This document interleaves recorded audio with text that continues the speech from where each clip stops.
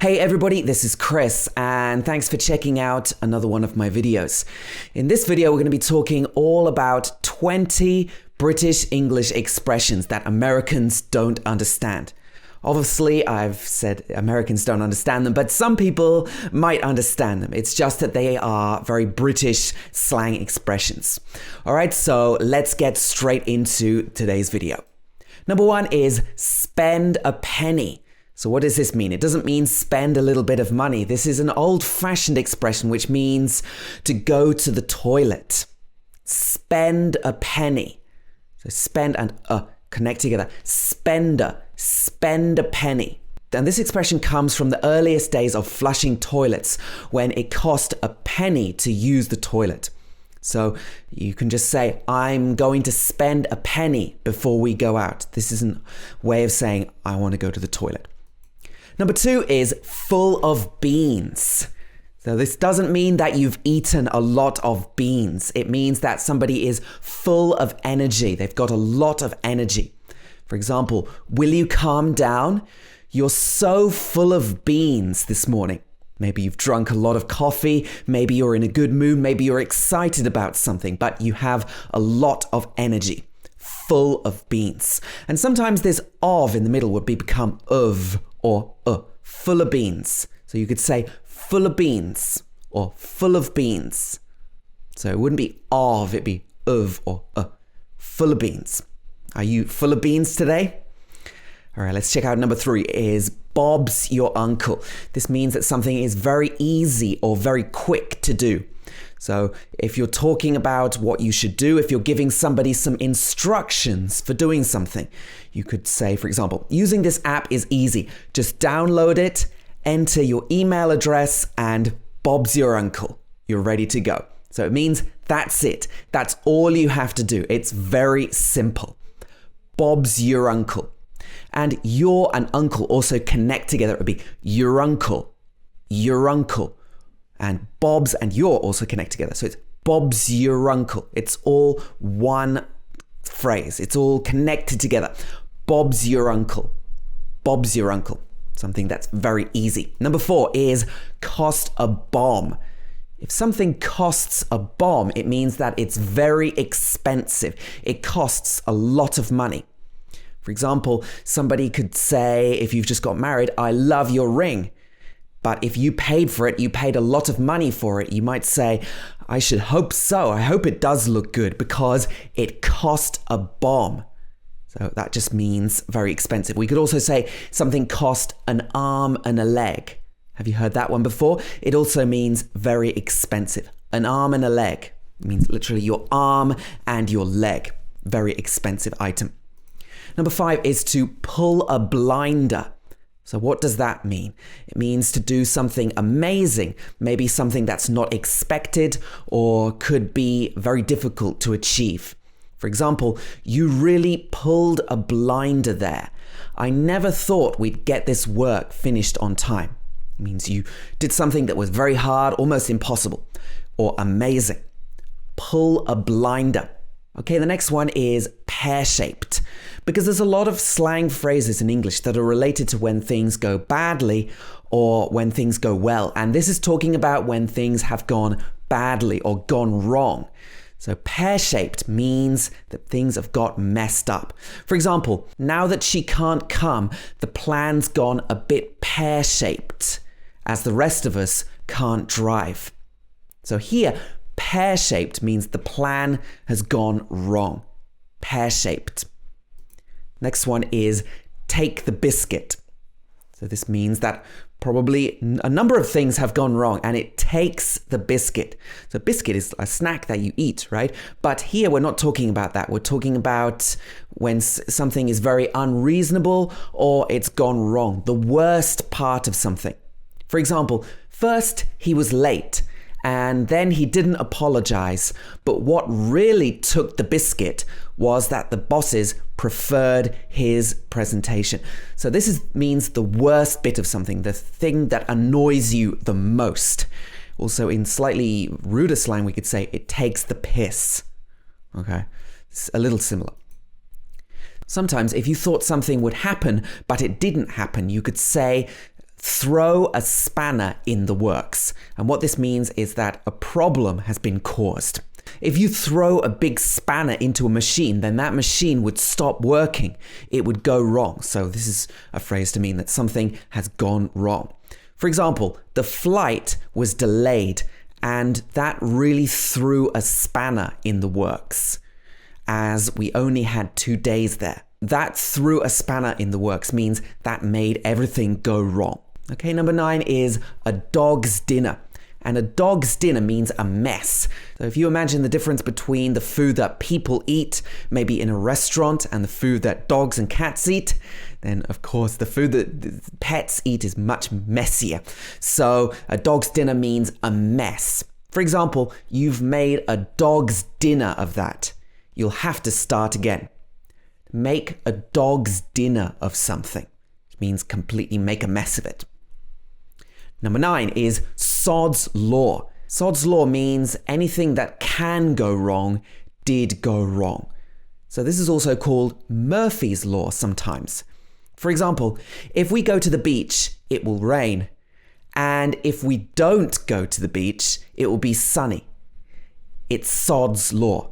It means that it will go wrong because it will be sunny and you haven't gone to the beach. Or if you go to the beach, it will be very rainy. Or another example could be, if we get to the station on time, sod's law says that the train will be delayed. But if we're late, or if we arrive there late, the train will definitely be on time. This means things always get messed up or go wrong. Sod's law. Okay, in the next part, we're going to talk about some slang words that are popular in the UK that you might not hear in the US. The first is nick, and this means to steal something.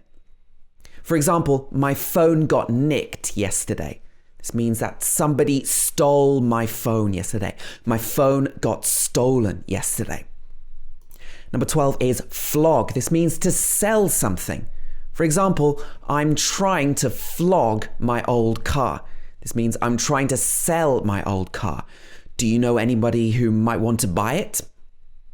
All right, number 13 is waffle. Waffle means to talk a lot of pointless words, to go on and on. And an example of this could be, our boss always waffles on and we can't get any work done. So you could hear waffles on. This means he's always talking and it's really interrupting our work. You can often hear something like waffles on. Number 14 is Bagsy. So this is quite a strange one which is used in the UK, and people from the US might not understand this. The equivalent phrase in the US would be shotgun. So you say this because you want something or you want to do something, but you want to reserve it or claim it before the other person can do it. Okay, so an example could be Bagsy the front seat. So this means that you want to sit in the front seat of the car, let's say. But the other person you're with also might want this. So if you say Bagsy the front seat, it means that you're saying, I have decided that I can sit there and you can't sit there now because I've already reserved this. Bagsy the front seat. Okay, you could also say, I've Bagsy'd the bed, so you'll have to sleep on the sofa. This means that you've already claimed the bed. The other person can't sleep there. They'll have to sleep on the sofa. So this is how Bagsy works. Very English expression. Number 15 is chuffed. Chuffed means that you're very happy with yourself or something that's happened to you. You're very pleased with yourself. For example, you got the job? Amazing. You must be so chuffed. I know you've worked hard to get it. So here we're saying that you're very happy to have got that job. You're chuffed. Number 16 is leg it. And leg it means to run away, to escape, or to run very fast. So if your friends have been caught doing something and you shouldn't be doing it, and you think the policeman might find you, you can say leg it. That means run away very quickly. Or you could just be in a hurry to do something. For example, we need to leg it to get there on time. Means we need to run really quickly to arrive on time. Number 17 is budge up. So budge up is another one you might hear all over the UK. This means to move up or to make space. For example, if your friend is taking up too much space on a bench, then you can tell them to budge up. Let's say there's not much space and they need to move to let you in. You can say budge up a bit. That means move up a bit. There's space for one more if you budge up a bit. So maybe the bench had 2 people on it originally, but you can squeeze on. So you say budge up. Number 18 is bog-standard. Bog-standard means something that's very normal, very everyday, and it's nothing special. It's just a regular one. For example, I just need a bog-standard phone. Nothing special. So this means an ordinary phone, maybe without many features, not very fancy. Actually, bog can also mean a toilet, so maybe this phrase comes from that. It means just a basic standard. So that's a useful one for when you come to the UK. Splash out. Splash out means to spend a lot of money, more money than you would normally spend just to enjoy yourself or have a good time. Or maybe you're buying something as a luxury, let's say a holiday or a nice new phone or something else that you like. You're splashing out. So, for example, I'm glad we really splashed out on the wedding because it was exactly what we wanted. So here we say splash out on something. And the last one is the bee's knees. So I'm not quite sure what kind of knees a bee has. I think this is just because it rhymes, right? Bee and knee. Don't think about this one too much, but the bee's knees means the best thing or the new best thing. For example, if you like a band and you like their music, you could say they're the bee's knees. Or if you haven't heard the band, you could say, I haven't heard their music, but apparently they're the bee's knees. So if you use this phrase with your English friends, then they'll think that your English is also the bee's knees. All right, so that's it for this video. 20 more English slang expressions and words that you might not hear in the US. Don't use them with your American friends because they might not understand what you're saying. If you enjoyed this video, please do give me a thumbs up and remember to subscribe to my channel if you haven't already. And that's about it. So thanks for watching once again. Keep subscribed, keep watching my channel, and I'll see you again in the next video. Take care, everybody.